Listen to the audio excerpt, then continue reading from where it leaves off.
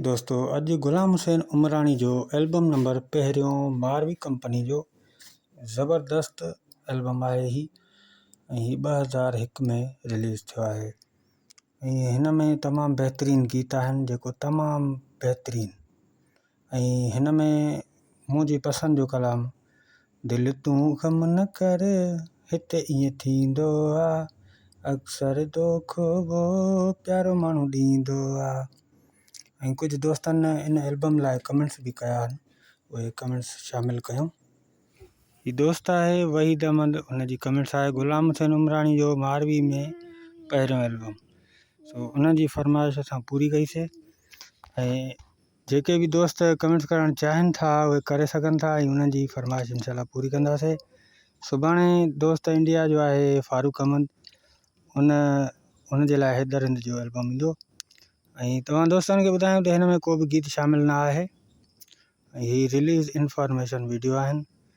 हिन में तव्हांखे गीत ॿुधाया वेंदा ऐं शाइरनि जा नाला, एल्बम कहिड़े साल में आयल आहे, इहो सभु कुझु तव्हांखे हिन वीडियो में तव्हांखे ॿुधायो वेंदो।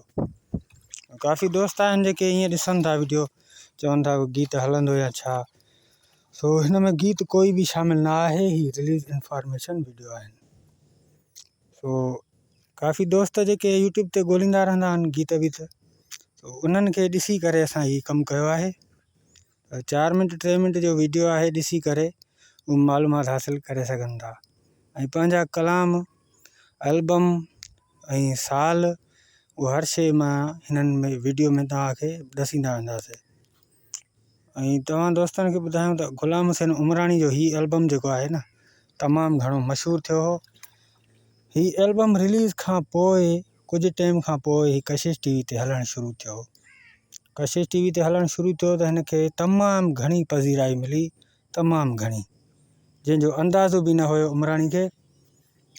उमराणी हूअं काफ़ी पुराणो फ़नकार आहे, पर उमराणी जा जेके बि एल्बम आहिनि न उहे फेमस न हुया। हिन एल्बम खां बाद जेके बि उमराणी एल्बम कया सभु सुपर हिट थी विया एल्बम, छो जो माण्हुनि जी मोट हिन खे तमामु घणी मिली। इन करे ही तमामु घणो मशहूरु वियो। 2001 खां वठी 2013 ताईं हिन एल्बम कया, मुख़्तलिफ़ कंपनियुनि में एल्बम ॾींदो रहियो, जंहिंमें मारवी थी वई, थर प्रोडक्शन थी वई ऐं उनखां पोइ डाक कंपनी थी वई, सचल कंपनी थी वई ऐं 5 स्टार कंपनी थी वई। काफ़ी सारियूं कंपनियूं आहिनि, उन्हनि में हिन एल्बम ॾिना। पर हिन एल्बम खां बाद जेके बि एल्बम आया तमामु बहितरीन सुपर हिट विया। हलूं था हिन जे पहिरें कलाम ॾे। हिन जो पहिरियों कलाम आहे अलाही अला आहियूं ॾाढा रना। ही अली गौहर मंगसी जो कलाम आहे ऐं उनखां पोइ फयाज़ जखराणी जो कलाम आहे तेॾी यादि। उनखां पोइ रज़ाक शर माना अब्दुल रज़ाक शर, दिलि तूं ग़म न कर हिते ईअं थींदो आहे अक्सर दोखो प्यारो माण्हू ॾींदो आहे। ऐं उनखां पोइ आहे सरवर चिनड़ी जो कलाम आहे अॼु ताईं। उनखां पोइ मौलवी कादिर बख़्श जो कलाम आहे, कलाम जा बोल आहिनि असां सां लक। उनखां पोइ हलण जो कलाम आहे आशिक़ जो लाश यारो रस्ते मथां रुले पियो, ॾिसी गेर जीअं खिलनि पिया महबूब तीअं खिले पियो। उनखां पोइ फयाज़ जखराणी जो कलाम आहे महबूब सोहणा। ये आख़िरी कलाम हुयो ऐं एल्बम कंप्लीट थी चुका आहे।